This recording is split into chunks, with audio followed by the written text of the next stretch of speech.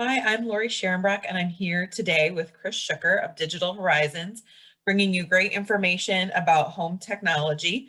And today we're going to talk about sound and how to integrate it properly into your home and what things you should think about when working with a contractor. So let's start with sound. Why is considering sound in a more thoughtful way so important in a home build? Well, from the basic standpoint, if you're looking at what we refer to as distributed audio, which is just music throughout your house, is what we call it technically. When you plan out having that originally, it gives you the opportunity to figure out where the components are going to go. Because if you have speakers everywhere, you have to have an amplifier. And then you also have to have what we refer to as the source device. What are you getting your music from? If you're listening to streaming music, what piece of hardware are you using to get the streamed music into the amplifier and then into the speakers? So the earlier you can have that discussion or have to go through that thought process, it allows you to plan those things out. And then the other aspect is just being able to plan out speaker locations and make sure there's good coverage and it's not a last minute thing. It's something that's done, with thought, so that when it's all done, it looks and sounds like somebody put thought into it. I'm sure this is a simple question, but does size and shape of a room matter very much? It depends on what your goals are. There's some rooms that are just more difficult to recreate audio in. We'll often have a client request doing surround sound in a main level great room with big vaulted ceilings, 15, 20-foot vaulted ceilings. And it's difficult to have proper speaker placement in a room with a vaulted ceiling, especially, when there's a lot of space. So in situations like that, it becomes difficult to reproduce audio. And so then we just have the discussion and we set the expectations up front of this isn't the ideal scenario. It's no different than if you were to buy a high performance car and you only drove it on the road in Minnesota winters. You're never going to get what that car is capable of, right? So it definitely matters, and it to varying degrees, it's more or less important based on what you're trying to do. When it comes to distributed audio, just music throughout the home, it's less necessary or it's less important because, for example, if you have a really big room, you can just kind of put more speakers in there or put larger speakers and more amplification. Yeah, so it really depends on what's being done. And so kind of thinking about having it in a big room, is it ever a case where sort of like too much sound that you need to put like those sound panels in? What are good scenarios when those become necessary? It really depends on the space and what the space is being used for. So if it's a media room or a theater room or something like that, the importance of an acoustical panel in that space has different. It's different than just general audio, right? In an environment where there might be a lot of reverberation, maybe you've got a lot of wood paneling and a lot of maybe a tile floor or hardwood floor. Panels reduce reverberation time, and it makes it doesn't allow the sound to build upon itself, and then you're hearing more of what you should be hearing and not the sound bouncing off all the surfaces. In a theater room, it does that if that's necessary, but then also it helps keep more of what we call the direct sound. So instead of the sound that's meant to come just from the speaker will come to your ear without lots of reflections. So similar reasons, but slightly different applications. So it almost sounds like building materials used play almost as much of a significant role as like the size of a room or the build of it. I guess I never really considered like that would make a difference. Yeah, absolutely. When we install acoustical panels, it's mostly in commercial environments, boardrooms, conference rooms, gymnasiums, rec rooms, churches, things like that. But we have, and then in the residential environment, when we install them, it's mostly theater rooms, that type of thing. But there's been a few where it's the client just has what we refer to as a really bright room, and a couple of them there wasn't even audio involved. They just had tons of hard surfaces everywhere, and if they had a group of people together in that room, there was no way for the sound to die off.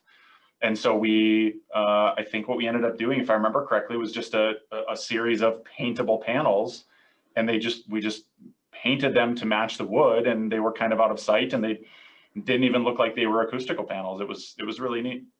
Yeah, that's, and you see them like in restaurants too, probably for that same reason, because of all those hard surfaces and helping to kind of control that sound quality there too.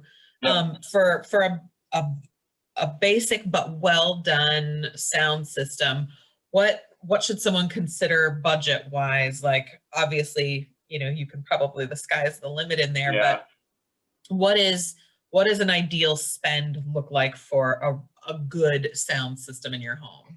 That's often a hard thing to answer, because when we install an audio system, largely there's streaming services involved, and so then usually that necessitates us getting involved with the network and setting up Wi-Fi and things like that. So those types of things add costs. But if we're looking at just the audio portion and everything is centrally located, and what we mean by that is somewhere in the house, usually the mechanical room is where the amplifier and all of the audio equipment goes. Usually that means that stuff is in an equipment rack to manage the wires and to make things easy to service and all of that fun stuff. And then aside from that, you would have what goes in the room. And so under the situation where this is new construction, obviously we have the wiring that goes to all the speakers that has to get installed. All of the speakers that we install also have what are referred to as trim rings, or they're a placeholder. So when we go to install them and figure out where we want to put the speaker, we install this trim ring. And so then when the people who come through, the carpenters who are doing the wood sheeting or the sheet rockers or whatever, they know where to cut out the opening for the speaker. And then if the speaker location is on an exterior wall, or it's in a space that is being insulated, or there's going to be insulation that could come out of the opening of the hole, we install what's called a vapor barrier. And then the last thing is, obviously, we connect and install the speaker, sometimes paint the grill to match it up. So if we were to look at all of those things, all of those components, all of the configuration, all of the installation, which is a lot, right? The per room cost for everything involved can be anywhere between $800 and approximately $1,200 for a fully installed, centralized audio system. And that would be for every room to be its own independent zone. So the years of volume controls and things like that, they're gone. Nobody does volume controls anymore. So when you open up your app and you want to listen to music, when you turn the master bedroom on, the kitchen doesn't turn on, the patio doesn't turn on. When you adjust the volume in one room, it doesn't adjust it in the others. And then you can group everything together if you're having a big get together and you want everybody to hear Christmas music or whatever, it can all be put into a party mode as well. So that would be a pretty sophisticated system for that cost per room, but that's a pretty good historical average. And that doesn't seem, terrible or out of line when you're considering the overall scope of work that you're doing to get something that really is high quality and is what you want, that something like that is worth the spend, because if you don't, it could go wrong. Well, and if you look at it from the perspective of you're just going to do, let's say, wireless Sonos speakers sitting on counters. They don't sound as good. They take up the counter space. They have to be plugged into an outlet, so you have cords. They use Wi-Fi for communication, which most of the time works, but when it doesn't, it's not great. And those are $500 or $600 a speaker for their, decent sized speakers. So it's really not that much more of a stretch to have something integrated into your house, have the audio nice and smooth in every room, have superior audio quality, just not even close. be able to do it outside. There's just, yeah, there's so many cool things that can be done. And this may be a chicken versus the egg kind of question, but what is there a piece that is most important to spend on or have good quality? You know, like, is the amplifier the most important piece? Are the speakers the most important piece? Like, what piece of equipment should you not skimp on? If your budget was $1,000 for one room, you probably aim at 60 to 70% of it being the speaker. Okay. And then the rest being amplification in terms of like what you get for your money. There's diminishing returns on both ends, but if you spend a little bit more on speakers, you're going to get more than you will if you spend a little bit more on amplification. There's just a lot, especially if you can go larger. That's what a lot of people miss, is they'll just install a 6.5-inch in-ceiling speaker and call it a day.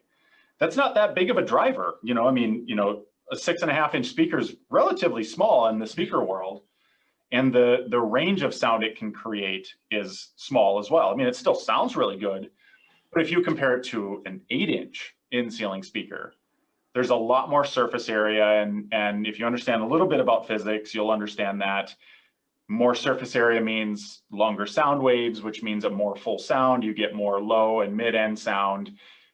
It makes needing a subwoofer less important, even though subwoofers with house audio is a great option too. So yeah, if you can make that jump to an 8-inch, that's a big step, a good step. And is there a brand of speaker that you think is like, this is the top quality, if you can afford to do it, this is what you would do? Or are they all kind of about the same? So we look at who we partner with from a manufacturing perspective from a different angle than most people would expect. Everybody here really enjoys audio. That's how I got started in the business. It was a hobby.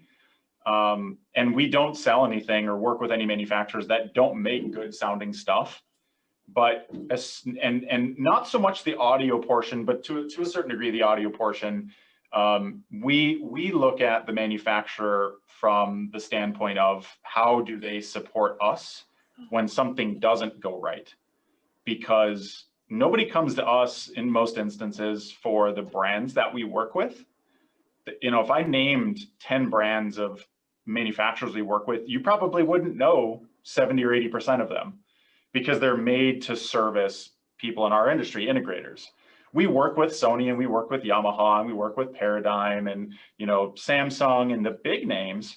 But when you get into the audio, like our primary speaker that we use for house audio is from Sonance. And I almost guarantee 99% of the people that are watching this have no idea who Sonance is. They invented architectural audio in the late 70s. They actually created the in-wall speaker. They've been around forever. And the greatest example that I give people and why we like Sonance so much is when we started the company, a couple years afterwards, we adopted a customer that had a system installed by somebody else. And they had Sonance speakers installed, very nice outdoor speakers. I think there were 9 of them to the tune of about $4,500 retail, like really, really nice audio. And they were failing prematurely. There was a manufacturing defect, or I don't remember the specific example, but they were like 2 years out of warranty of the 5-year warranty for an outdoor speaker. We went to them and there was zero hesitation. They basically overnighted us speakers that we didn't provide for a customer that bought them 7 years prior and 2 years out of warranty. So they sound awesome. And that's not the only, you know, that example of support and that's not the only example. So they're great. But aside from Sonance, Paradigm is a real big partner of ours. We get speakers from Episode as well, depending on the application. It just really varies based on the project. I think that's what's important to remember too. Customer service in the moment is important, but having that support there when things go wrong is probably often a better sign of a good company to work with. If I had to choose 2 things or out of 2 things, and it was a company that backs up their product, but maybe doesn't have the best product, I'm going to take that company over somebody who makes a better product, but doesn't back it up any day of the week. Because I'm really critical of audio, but I know a lot of my customers aren't as critical. And I know that if it sounds good to me, it's going to sound amazing to them. And then if that company allows us to be supportive of the product, it's just win-win. That's awesome. What would you say are the newest or biggest trends in home audio now? Is it, like you mentioned earlier, being able to paint the speakers to fully seamlessly integrate them in the room? What are the newest trends in sound? So speakers, fortunately or unfortunately, because unfortunately they don't change a lot, and sorry, fortunately they don't change a lot. So that's one less thing that we have to keep on our toes about. But the one area that they are changing is the manufacturers are really focusing on aesthetics and how they blend into the architecture of the spaces. So Sonance, for example, has what they call is a discrete opening system. And so it's a series of much smaller speakers that can either be flush mounted into the ceiling, they can have a round grill, they can have a square grill, and they're just very small. And so just like when you use smaller lights to cover the same amount of space, you use more of them. And so same thing with speakers, is you use more of these smaller footprint speakers to cover the same area with audio. And then they have, to complement the smaller speaker, getting back to what we were talking about earlier about driver size, they have in-ceiling subwoofers that are vented and ported. So you have this cavity in your ceiling that this box gets installed into that has the subwoofer, and the sound is then ported down into the room. And so you get the aesthetics of this small footprint speaker, you get the sound coverage from having lots of them, and then you get the low end and mid end sound from that hidden subwoofer. So we're seeing lots of companies adapt to that or adopt that. Outside of that, the trend we're seeing, aside from shape and physical size, is the growth of outdoor audio. So especially in our area, when somebody has a lake home, they often have this beautiful backyard. There's lots of landscaping, and they have little nooks and crannies. There's seats and benches and these little places you can hang out. And so what was traditionally done is just slap a couple big speakers on the side of the house and just blast them out towards the water, which works to a certain degree. But if it gets windy, that sound goes away, and then you're looking at the speakers, they only come in black and white, and does it blend in? And so now there's so many options for landscape audio where there's these really cool speakers on a stake that look like landscape lighting, and we just intersperse them around the landscaping. And in a backyard, obviously size dependent, there can be 8 or 10 or 12 of these speakers throughout, paired with in-ground subwoofers just into the landscaping. And so then this whole area is just blanketed with this nice smooth audio that no matter where you're at, you're getting good sound without having to be blasted out from the speakers on the house if you're within 10 feet of them. Yeah, it sounds nice that we're moving on from the $30 speaker in a rock kind of way of doing things, that you can still have something that looks aesthetically great, not horrendously expensive, but makes for a great outdoor experience. So I imagine that we could go on forever in talking about sound, but if someone wanted to talk with you more about this or have something like this integrated in their home, how would they reach out to you? So what we would recommend is we have an awesome experience center in Brainerd where we have all of these things installed in actual environments similar to the homes and commercial spaces that we work in. And we would just ask if somebody wants to stop in to give us a call. And our number is 218-330-4140. Awesome. I've been in that experience center and it is amazing. And you could probably get lost and go down the rabbit hole for quite a while with that. But awesome. Well, thank you for sharing that. And if anybody has any questions about sound, I know that you guys are the place to be for that. So thank you for joining us today, and stay tuned for our next video.